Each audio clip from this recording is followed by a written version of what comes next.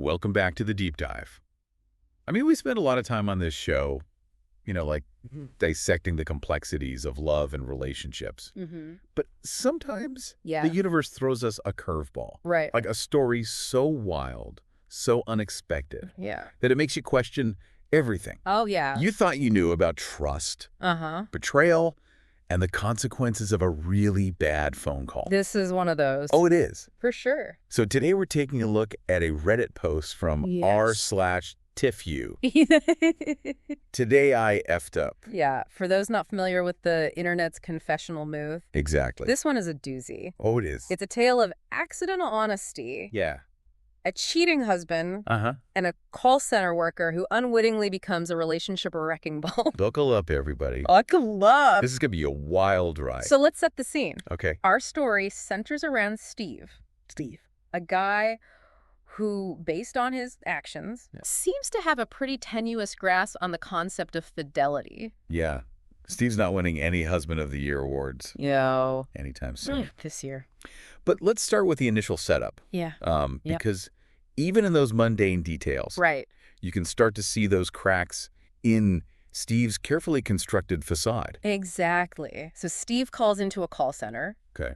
wants to upgrade his internet package, the whole shebang, high-speed premium, channels, the works. Mm-hmm. Seems innocent enough, right? Right. But when the call center worker explains there'll be a credit check and a bit of a wait, Oh.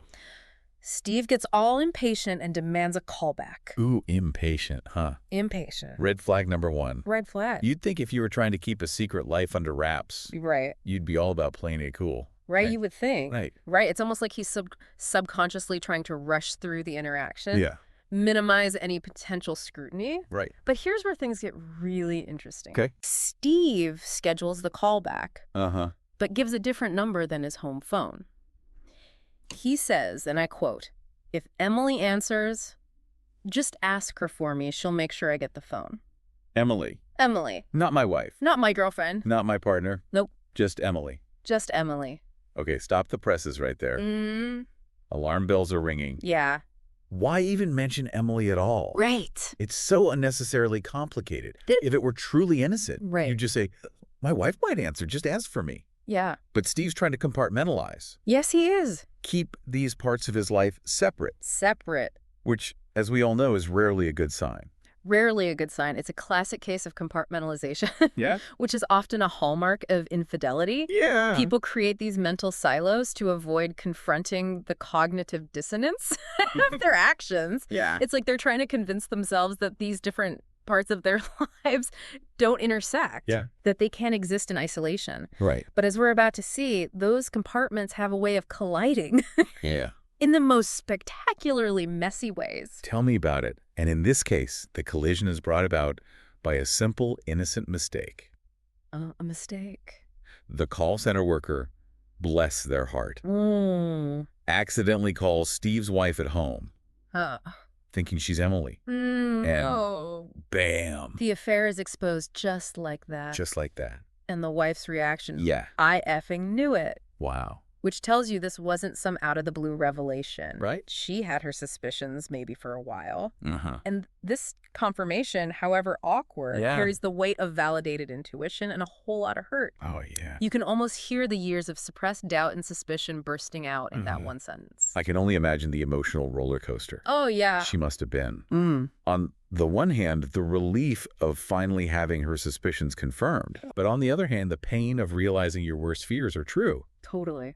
Talk about a gut punch. Absolutely. And Steve's reaction, Yeah. well, let's just say he doesn't exactly handle it with grace. Oh, boy.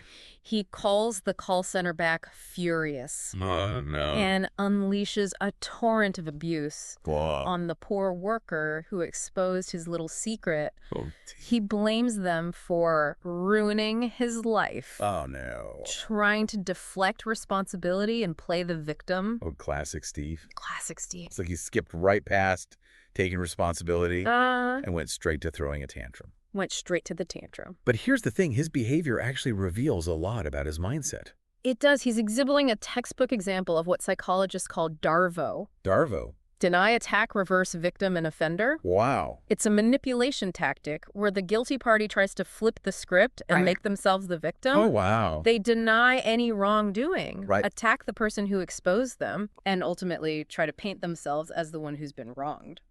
Wow. So Steve's not just a cheat. Nope. He's a master manipulator, too. Master manipulator. Shocker. But you know what? What? Sometimes karma has a funny way of biting back.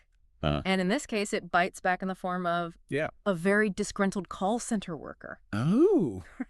So, the call center worker is not having any of Steve's nonsense. Good for them. They put him on hold for a solid 20 minutes. 20 bucks. Out of pure spite, they admit. Oh. Which, honestly, I kind of applaud. I kind of applaud that, too. Yeah. Yeah, it's not exactly professional, Right. but you can't help but feel a little bit of satisfaction Sure. at the thought of Steve stewing in his own anger and frustration for 20 whole minutes. 20 minutes. It's like a tiny sliver of cosmic justice. A little cosmic justice. It's like the universe saying, nope, Steve, you don't get to play the victim here. Exactly. And that brings up an interesting ethical dilemma. Was the worker justified in their actions? Uh-huh.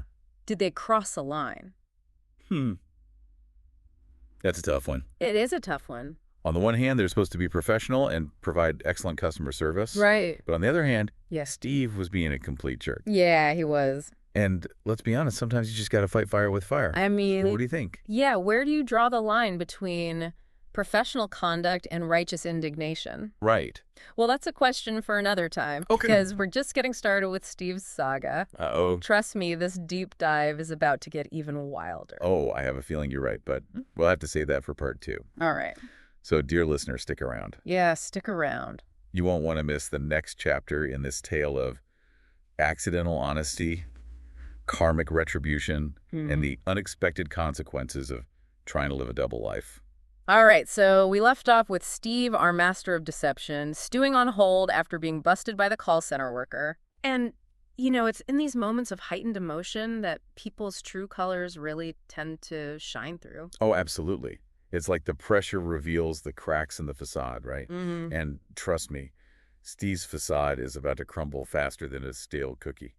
So remember how Steve was trying to play the victim, blaming the call center worker for ruining his life? Right. Well, it turns out he didn't stop there. Oh, no. He actually went on a full-blown verbal rampage, What? spewing obscenities at anyone who dared to answer the phone. No way, seriously. I mean, you already know he's not a great guy, but yelling at call center workers, that's a whole new level of low. Right. And the worst part is, Yeah. he specifically targeted the young woman who took his initial call, the one who had no idea about Emily or any of his shady dealings. Oh, yeah. He called her all sorts of awful names. Oh, my gosh. Accusing her of intentionally trying to sabotage him. That's just horrible. I can't even imagine how terrified and humiliated that poor girl must have felt. Right. To be subjected to that kind of abuse, especially in your first job. Especially in your first job. It's just heartbreaking. It really is, and it highlights the ripple effect of infidelity. Yeah. It's not just about the two people in the relationship. Right. The betrayal can impact everyone around them, even innocent bystanders like this young woman. It's a reminder that our actions have consequences, even when we think we're being discreet. But thankfully, it sounds like the call center had a good team in place. Oh, good. The Post mentions that another worker, the one who had inadvertently exposed Steve's affair, Right. stepped in, immediately took over the call, and basically shielded his colleague from further abuse. But for them, it took courage to do that. Yeah. Especially knowing how volatile Steve was being. Right. It speaks volumes about his character and the sense of camaraderie within the call center team. Yeah. They looked out for each other, which is really heartwarming to see. Okay, so we've got Steve, the cheating husband, in full-on meltdown mode. Meltdown mode. Spewing vitriol at innocent call center workers. You'd think at this point he'd be trying to do damage control, right? You would think. Maybe apologize for the misunderstanding, try to smooth things over. Wait, But bro. Steve doubles down on his deception. Oh, Steve. Remember how he wanted to upgrade his internet package? Well, it turns out he wasn't actually upgrading his home internet at all. Uh-oh. What was he doing? He was setting up a whole separate internet package for Emily. Wait, hold up. A separate internet package, Yeah. like in her name. Like for her place. In her place, what? Yep, you heard that right? Yeah. It wasn't just a casual fling. Oh, wow. This was a whole separate life Steve was cultivating. A Wow. life with Emily, a life that he was investing significant time, energy, and apparently bandwidth into. That's next level. I Well, mean, it makes you wonder how long this had been going on. How much yeah, of his life was this carefully constructed lie? exactly. It's almost like he was living in two parallel realities. It's a textbook case of compartmentalization, but taken to an extreme. He had his home life with his wife, Right. and then this whole other life with Emily, Yeah. complete with its own bills and internet service. Wow. And he was desperately trying to keep those two worlds from colliding. But as we've already seen, those worlds were bound to collide eventually. Yeah. And when they did, it was messy, explosive, and utterly chaotic. Mm-hmm. It's like watching a train wreck in slow motion. Yeah. Except you can't look away because it's just so captivatingly awful. And this brings us to one of the most intriguing aspects of this story. Okay. While Steve was busy trying to deflect blame and maintain his web of lies, the call center worker who exposed his affair Yeah. actually ended up being technically in the clear. Wait, really? How is that even possible? It turns out the company policy stated that they were only supposed to call the number listed on the application, Uh-huh. which was his wife's number. Oh. So in his attempt to keep things secret, Yeah. Steve actually inadvertently sabotaged himself. Wow. Talk about poetic justice. Poetic justice. He created the very conditions for his own downfall. I guess you could say karma really does work in mysterious ways. It really does. But even though he was technically in the clear, Yeah. the call center worker still ended up getting a minor disciplinary write-up. Oh, no. What for? I mean, he saved his coworker from being verbally assaulted Yeah. and basically uncovered a massive deception. He deserves a raise, not a write-up. Right. Well, it was mainly for leaving Steve on hold for 20 minutes Oh. and for disrupting the office with all the commotion. Okay, I can kind of understand that, but come on, Steve totally deserved it. I mean, He was the one who created the whole mess in the first place. absolutely. And you know what's even more satisfying? What? The overwhelming majority of Reddit users completely agreed. Oh. The post went viral, Nice. with thousands of people applauding the call center worker for exposing Steve's infidelity. That's awesome. It's like the whole internet came together to say, you messed with the wrong call center worker, Steve. It's a beautiful example of internet justice. It really is, and it highlights our collective fascination with stories like this. Right. We're drawn to tales of deception, betrayal, and ultimately accountability. It's like a real-life soap opera with all the drama, intrigue, and moral complexities. Right. But beneath the surface, it also raises some important questions about the nature of relationships in the digital age. Exactly. I mean, think about it. Yeah. How are smartphones, social media, and the internet changing the landscape of infidelity? Right. And how can we navigate these complexities while maintaining trust and open communication with our partners? These are questions we'll definitely be exploring in the next part of our deep dive. Yes, we will. So stay tuned, dear listener, because this conversation is far from over. Far from over. We've got more juicy details, insightful observations, and maybe even a few laughs along the way. Okay, so we've established that Steve is not exactly a model husband. You know, he's got the whole double life thing going on, complete with a secret internet package for his side piece. Right. But here's what I don't get. How do people like Steve manage to keep it all straight? Right. Like their brains are wired for deception. It's true. The mental gymnastics involved in maintaining a double life are pretty astounding. It requires compartmentalization on a whole other level. They have to create these separate mental silos for each relationship, Right. carefully curating what information goes, where it's like building a house with a secret passageway, hoping no one ever discovers the hidden room. And they must be constantly on edge, terrified of slipping up, of leaving a trail of breadcrumbs that leads back to their deception. It sounds exhausting. It absolutely is. It takes a huge emotional toll. You're living in a constant state of anxiety, always looking over your shoulder, worried that the truth might come out at any moment. Which, ironically, is exactly what happened to Steve. Right. He thought he had it all under control. Yeah. But then one little phone call, Right. one innocent mistake, and his entire world came crashing down. Just like that. It's like the universe was saying, nope, you don't get to have your cake and eat it too. And it's a reminder that in this digital age, it's harder than ever to keep secrets. Every text, every email, every online purchase leaves a digital footprint. Right? It's like a trail of breadcrumbs leading back to your true intentions. It makes you wonder how many other Steves are out there thinking they've got it all figured out, oblivious to the fact that their carefully constructed facade could crumble at any moment. Right. And this brings us back to one of the questions we posed earlier. How is technology impacting infidelity and relationships in general? It's a double-edged sword, isn't it? Totally. On the one hand, it makes it easier to connect with people, to form relationships, to build intimacy. Right. But on the other hand, it also makes it easier to cheat, to lie, to keep secrets. It It's does. like a whole new playing field for infidelity. Exactly. Think about all the apps and websites designed specifically for discreet hookups and affairs. Oh, yeah. And then there's social media, which can be a breeding ground for jealousy, insecurity, and emotional detachment. It's like a minefield out there. So what's the answer?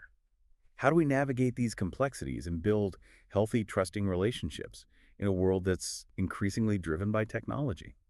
Well, I think open and honest communication is more important than ever. Talk to your partner about your concerns, set boundaries, and establish clear expectations. Mm-hmm. And remember, trust is earned, not given. It requires consistency, transparency, and a willingness to be vulnerable. So what's the takeaway from all this for you, dear listener? If you're thinking about stepping out on your partner, think again, the consequences can be far-reaching and devastating, not just for you, but for everyone involved. Absolutely. And if you're worried that your partner might be cheating, trust your gut. Those nagging suspicions are often trying to tell you something. And most importantly, remember that healthy relationships are built on a foundation of honesty, respect, and open communication. Technology can be a powerful tool for connection, but it can also be a weapon of deception. Use it wisely and always prioritize the well-being of your relationship. Well said. So there you have it, folks. Another deep dive complete to Lionsty. We explore the messy world of infidelity, the unexpected consequences of a simple phone call, and the complex ways in which technology is shaping our relationships. It's been a wild ride, but hopefully you've gained some valuable insights along the way. And remember, if you ever find yourself in a situation like Steve's, just remember, honesty is always the best policy, even if it means a little bit of awkwardness, a little bit of confrontation. It's always better to face the truth head on than to live a lie. Until next time, stay curious, stay informed, and most importantly, stay true to yourselves and to the people you love.